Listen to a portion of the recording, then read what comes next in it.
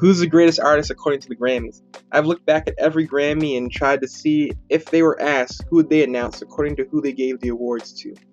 One thing that is for certain is I'm definitely going to get a lot of fans upset by whoever is announced as number one, so please subscribe before you continue with this video. Now you might say this is easy. You just look up who has the most Grammys and the winner of the most is the winner. And you'd probably find a name like George Schultze and then ask, wait, I've never heard of him before. So clearly this is unfair. First of all, not all Grammys are considered equal. Most people would much rather an Album of the Year versus Alternative Rock Duo Performance Grammy. This list won't be based on who's had the best night performance, but a collective. All the awards won by these artists over their entire lifespan. Let's begin. So, with my criteria being you have to have at least won 15 Grammys, and be a performing artist, not a producer or writer, and be a part of the modern era, as in your songs will be played on today's radio, I came down to these 12 artists. So first honorable mention, I'd like to say Eminem, who has won 15 Grammys and has had a huge impact on rap culture, but has openly said in a Sway interview that he will not be attending any further Grammys, and it'd be hard for me to say the greatest Grammy artist of all time is one who won't even show up to the Grammys. Final honorable mention is Allison Krauss, who's won an amazing 27 Grammys, second to only Beyonce amongst all female artists, but unfortunately, due to not having a large impact on pop culture when it comes to music, and not really changing the way that people made music, as in she does bluegrass, and there was not an uptick in bluegrass during her greatest projects, I'd put her as an honorable mention. And at number 10, Alicia Keys with 15 Grammys. Now, I've already made a video on how Alicia Keys is literally a genius, winning her first Grammy Award at 21 and winning some honorable Grammys, such as the Song of the Year in 2002, and she's definitely worthy of a number 10 spot. Now at number 9 we have Aretha Franklin, who's won 18 Grammys, with her most impressive accomplishment being winning a Grammy every year from 1968 to 1975.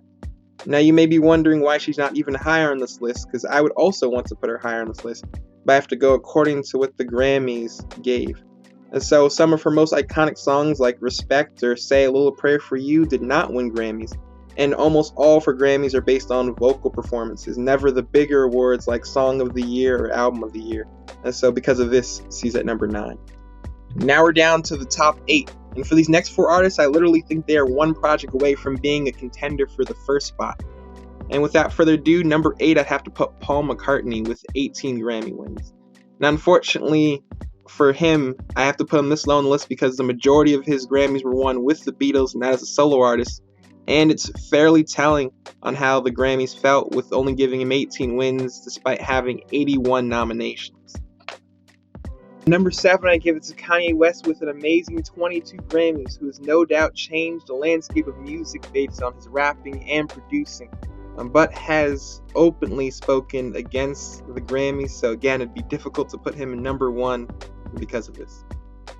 Number 6, I give it to Jay-Z with an astounding 23 Grammys. That is more than any other rap artist, but he has not won an Album of the Year. He's done pretty much everything else. If he were to get one of those on a project, he would go quickly down to either number 1 or close to number 1. And number 5, I give it to Adele with 15 Grammys, and this is more to do to her not putting out enough music.